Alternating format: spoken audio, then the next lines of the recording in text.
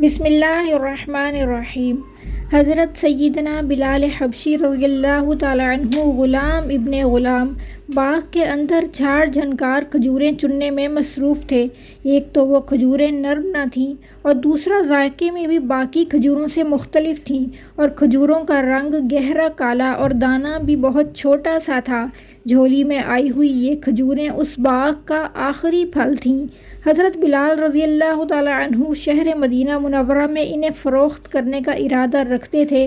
آپ وہ کھجوریں لے کر بازار میں گئے، مگر وہاں کوئی ان کھجوروں کا طلبگار نہ تھا۔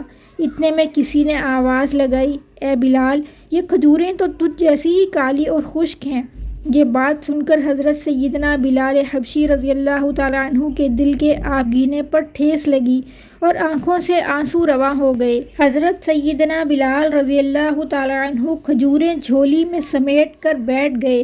آنکھوں سے آنسو جاری تھے کہ دل میں خیال آیا، ابھی یہاں سے نبی کریم صلی اللہ علیہ وسلم کا گزر ہو، جو ٹوٹے دلوں کا سہارا ہیں، جنہوں نے مسکینوں کو عزت بخشی۔ ابھی عاشق رسول یہ سوچ ہی رہے تھے کہ حضور صلی اللہ علیہ وسلم تشریف لائے۔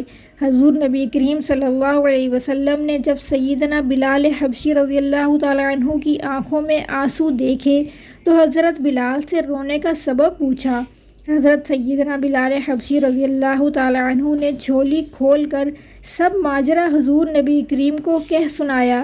رحمت للعالمین صلی اللہ علیہ وسلم نے بازار کی جانب رخ انور موڑا اور آواز لگائی، لوگو، یہ عجوہ کھجور ہے، یہ کھجور دل کے مرض کے لیے شفا ہے، یہ فالج کے لیے شفا ہے، یہ 70 امراض کے لیے شفا ہے۔ پھر یہ کہہ کر بس نہیں کیا، فرمایا، جو اسے کھا لے اسے جادو سے امان ہے۔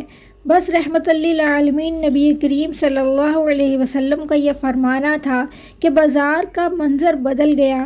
وہ حضرت سیدنا بلال حبشی رضی اللہ تعالیٰ عنہ جن کے پاس چند لمحے پہلے تک جھاڑ جھنکار تھا، کالی چھوٹی کھجوریں تھیں، اب رحمت للعالمین نبی آخر الزماں محبوب خدا صلی اللہ علیہ وسلم نے غنی کر دیا۔ سبحان اللہ۔ روایت ہے کہ پھر وہی مدینہ منورہ کے لوگ حضرت سیدنا بلال حبشی رضی اللہ تعالیٰ عنہ کی منتیں کرتے اور حضرت سیدنا بلال حبشی رضی اللہ تعالیٰ عنہ کسی مچلے ہوئے بچے کی مانند آگے آگے بھاگتے۔ اسلام کی تاریخ گواہ ہے کہ وہ کھجوریں جن کو کبھی دنیا جھاڑ جھنکار سمجھ رہی تھی، حضرت سیدنا بلال حبشی رضی اللہ تعالیٰ عنہ کی جھولی میں آ کر اور حضور نبی کریم صلی اللہ علیہ وسلم کی زبان مبارک کے صدقے آج بھی کھجوروں کی سردار ہے، جو مدینہ منورہ کے باغات میں پائی جاتی ہیں، جس کو عجوہ کھجور کے نام سے زمانہ جانتا ہے، اور لوگ آج بھی اس سے فیض حاصل کر رہے ہیں۔ ناظرین کرام، ویڈیو پسند آئی ہو تو لائک ضرور کیجیے گا اور مزید واقعات کے لیے اس چینل کو سبسکرائب کیجیے۔ اللہ ہم سب کا حامی و ناصر ہو۔